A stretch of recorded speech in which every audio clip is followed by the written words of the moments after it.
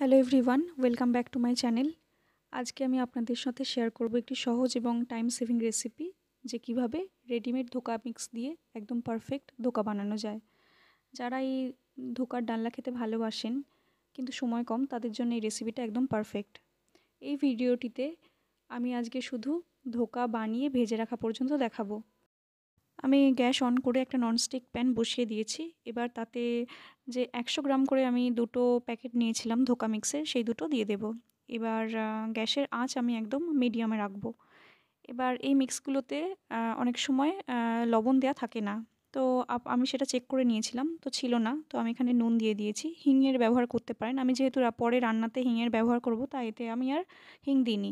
এমনিতেই এই মিক্সে সব কিছু দেয়া থাকে ভালো স্বাদের জন্য। তো এবার ভালো করে এটাকে নেড়েচেড়ে হালকা গন্ধ উঠবে বেশ ভালো, সেই পর্যন্ত হালকা ভেজে নিয়ে তাতে আমি পরিমাণ মতো জল দিয়ে নেব। এবার কতটা পরিমাণ জল কি দিতে হবে, ওই যে ধোকা মিক্সটা কিনেছিলাম, ধোকা মিক্সের পিছনে লেখা থাকে। জল দেওয়ার পরে এটি ব্যাটারটাকে কন্টিনিউ নাড়াতে হবে। নাড়ানো বন্ধ করলে নিচে ধরে যেতে পারে। এবার ব্যাটারটা ধীরে ধীরে ঘন হতে শুরু করবে। একসময় দেখা যাবে যে এই ব্যাটারটা পুরো আর কি কড়া থেকে উঠে আসছে, একটা ডোয়ের মতো। তখন গ্যাসটা বন্ধ করে দিতে হবে।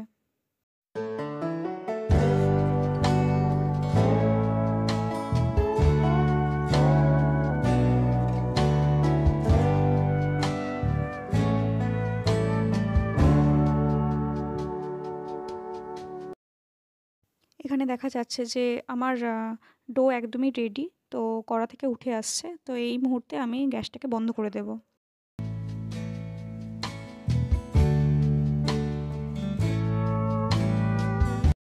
এখানে আমি একটা থালা নিয়ে নিয়েছি। এবার তার ওপরে কিছুটা সর্ষের তেল দিয়ে মাখিয়ে নিচ্ছি। আর আগে থেকে যে ওই ডোটা ছিল সেটা এর ওপরে দেব। সর্ষের তেল মাখালাম কারণ এটা পরে যাতে থালা থেকে সহজেই উঠে আসে। এবার যে এটা গরম অবস্থাতেই ডোটা গরম আছে, গরম অবস্থাতেই এটাকে ভালো করে ইভেনলি স্প্রেড করে দেব। এটা গরম থাকা অবস্থাতেই করতে হবে, নয়তো ঠান্ডা হয়ে গেলে আর হবে না। এবার ডোটাকে ভালো করে আমি যেরকম শেপ চাইছি সেরকম চারপাশ দিয়ে সমান করে ওই স্প্যাচুলাটা দিয়েই আর কি ইভেনলি স্প্রেড করে দিচ্ছি। তারপরে সব দিকে ভালোভাবে স্প্রেড হয়ে গেলে এটাকে ১৫-২০ মিনিট সেট হতে দেব। এবার কিছুটা পরিমাণ ঠান্ডা হলে তারপর এটাকে ছুরি বা খুন্তির সাহায্যে যেরকম আপনি শেপ চাইছেন, হয়তো ডায়মন্ড শেপে বা স্কোয়ার শেপে আপনি কেটে নিতে পারেন। আমি এখানে স্কোয়ার শেপেই কেটেছি।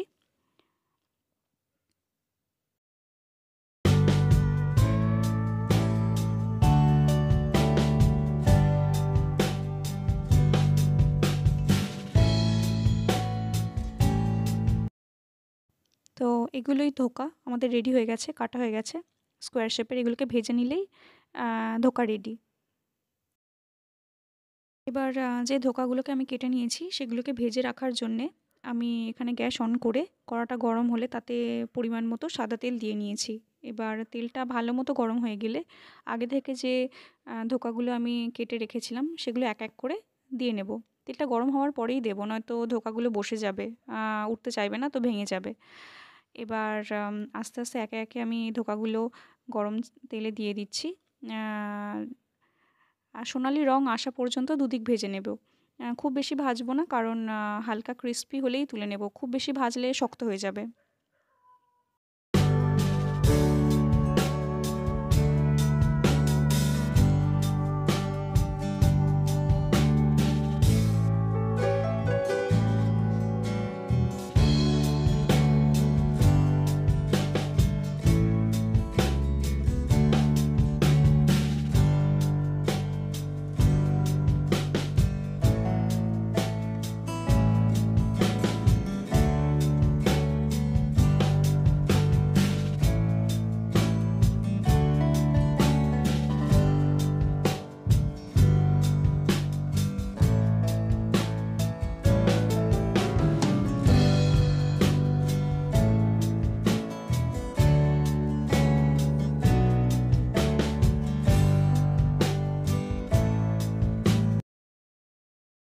এই একই পদ্ধতিতে আমি এক এক করে সব ধোকাগুলো ভেজে নেব।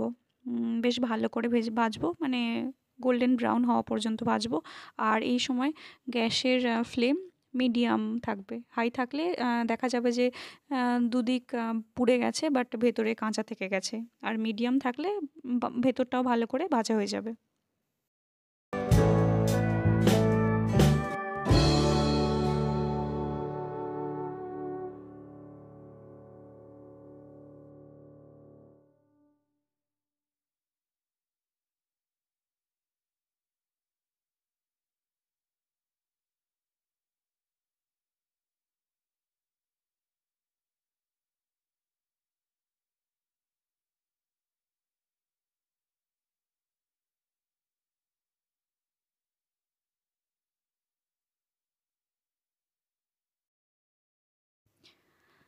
এবার আপনি যদি এক্ষুনি ধোকার ডালনা না করেন তাহলে এই ভেজে রাখা ধোকাকে খুব সহজেই স্টোর করা যায়। প্রথমে ধোকাগুলো পুরো আর কি ভাজা হয়ে গেলে একটা থালাতে রেখে দিন।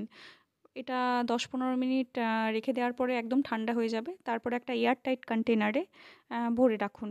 ভরে ৩-৪ দিন এটা ভালোই থাকবে। আর যদি লং টাইমের জন্য রাখতে চান তাহলে এটাকে ফ্রিজে না রেখে ডিপ ফ্রিজে রাখুন।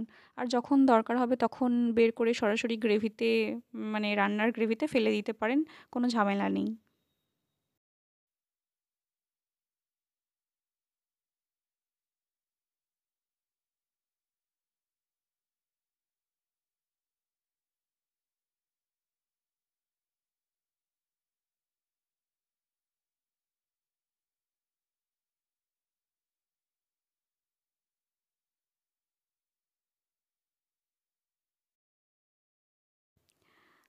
আমার সব ধোকাগুলো ভাজা হয়ে গেছে। তো আজকের ভিডিওটা এখানেই শেষ করছি।